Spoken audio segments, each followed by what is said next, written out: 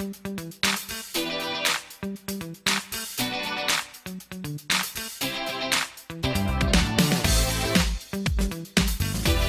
ablak daripada goblok. Assalamualaikum warahmatullahi wabarakatuh. Selamat menjalankan ibadah puasa bagi teman-teman yang beragama Islam. Semoga hari ini kita puasanya diterima lah ya. By the way, begini teman-teman, mungkin kalian sudah pernah ya lagi asik-asiknya, entah itu makan, meeting, atau lagi bersama keluarga, tiba-tiba kita mendapatkan telepon dari orang yang tidak dikenal alias telepon gelap. Nah, kadang-kadang nyebelin juga ya. Mereka itu sudah tahu nama kita, ya paling nggak data basic kita lah ya. Ujung-ujungnya mereka itu menawarkan produk-produk tertentu lah ya. Nah, ini artinya data kita sudah dicolok orang, berceceran, di publik, dan memang sekarang ini lagi marak-maraknya pencurian data pribadi. Naasnya di Indonesia ini ya koplak banget. Data-data pribadi itu bisa diperjualbelikan dan dibeli oleh perusahaan-perusahaan tolol juga, bodong-odong. Maaf nih, gue jadi sumpah serapah karena ya gimana lah ya, mereka ingin membangun database tapi dengan nyolong punya orang lain. Koplak kan? Nah, kemudian di Indonesia sendiri, sepengetahuan saya belum ada perlindungan undang-undang yang mengaturnya. Katanya sih masih digodok-godok kayak gitulah ya oleh DPR kita. Godok-godok terus, kocek-kocek, goyang-goyang. Jangan lupa diangkat bang. Kapan mau mulai selesai nih undang-undangnya? Biar data kita bisa aman dan bisa diproteksi oleh payung hukum yang sah di negara Republik Indonesia. Nah, begitu. Kalau di negara-negara lain ya, seperti di Amerika, itu sudah ada, khususnya di negara bagian California ya, itu ada namanya California Consumer Privacy Act. Nah, ini diatur tuh, mereka itu bisa mengatur secara detail tentang data protection kita. Yang terakhir lagi, di Eropa nih, ada yang namanya General Data Protection Regulation. Regulasi ini mengatur data pribadi di negara-negara Eropa, baik itu untuk corporate dan secara personal. Dan bagusnya lagi, jangkauannya bisa dipakai di negara mana saja. Artinya, termasuk Indonesia. Artinya gini, kurang lebihnya ya, bila ada seorang warga negara, seumpamanya dari Itali, mainlah ke Bojongkenyot, nah, di sana di dekat mana tuh Bojongkenyot tuh. Nah, kemudian merasa datanya itu hilang atau entah betul hilang, dicuri orang dan berceceran. Nah, ini bisa dituntut pakai undang-undang yang ada di Eropa tadi. Karena ini sudah mulai diterapkan di tahun 2018 ya, kalau nggak salah itu udah mulai diterapkan. Nah, jadi hati-hati juga nih kita semuanya itu. Nggak elem-elem. Itu dendanya aja bisa sampai 20 juta euro. Bisa dibayangkan. Mampus deh kalau berurusan dengan data-data semacam ini.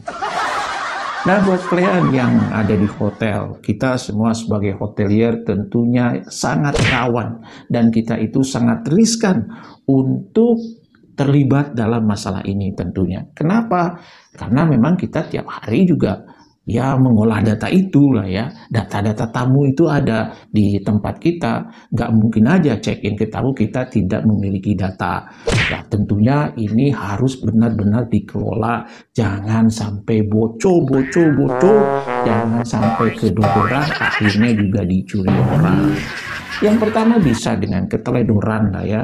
Bisa juga dengan ketololan kita. Menganggap enteng, menganggap remeh, dan ini sebetulnya masalah yang sangat besar sekali.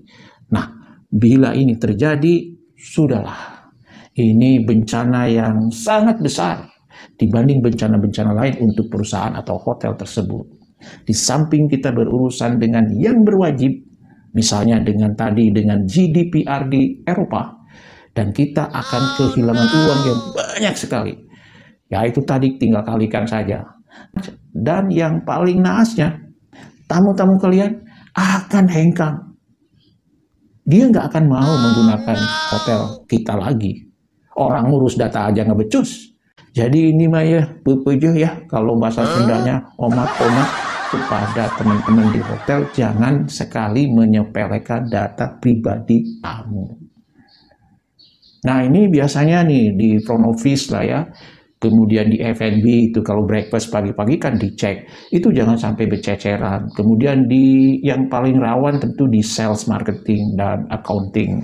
Saya kira ini harus setiap hari diingetin tuh anak buahnya. Dari top down, kita setiap hari harus ingatkan, jangan sampai data berceceran kemana-mana. Ingetin tuh lah tiap hari. Nggak apa-apalah kita dibilang rewel-rewel juga sebagai manajer, daripada berurusan dengan hukum dan kita akan kehilangan reputasi dan akan kehilangan uang juga itu. Nah masalahnya nih, karena buah kita sudah di briefing, kita tiap hari juga telaten dalam mengurus data, belum tentu bahwa data pribadi tamu akan aman. Sekarang itu banyak Mr. Hacker di mana-mana. Coba bayangkan aja, hotel-hotel yang gede aja di luar negeri ya, mohon maaf ya, mudah-mudahan di Indonesia tidak ada ya, itu kena juga, banyak yang kena. Saya nggak mau menyebutkan namanya, tapi hotel-hotel besar, mbahnya hotel, itu bisa kena juga karena hacker. Dan jutaan tamunya komplain dan kehilangan uang banyak banget. Silakan carilah hotel mana, tapi banyak, bukan satu hotel aja. Di luar negeri sudah banyak sekali hacker-hacker yang jahat itu, yang mencuri data. Jangan sampai ini terjadi di Indonesia. What are we doing in hotel level?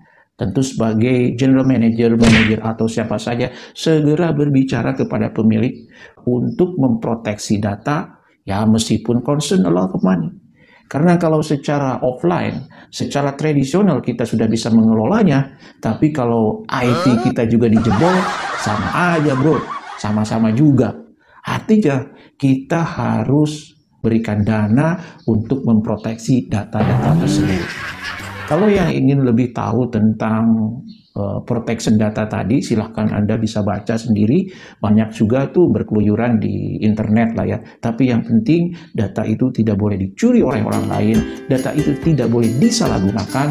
Dan kalau kita ingin build up database, maka kita juga harus turun dulu terhadap tamu. Buat apa data itu dikolek? Dan jangan sampai data itu dikolek kemudian dipergunakan kepada hal-hal yang tidak ada persetujuannya dengan tamu. Itu bisa kena su. Begitu bro. Jadi ya sekali lagi, lebih baik kita buang waktu, lebih baik kita rewel ngingetin anak buah kita daripada kita kehilangan segalanya. Semoga bermanfaat. Maju terus hospitality Nusantara bersama Hoteliers.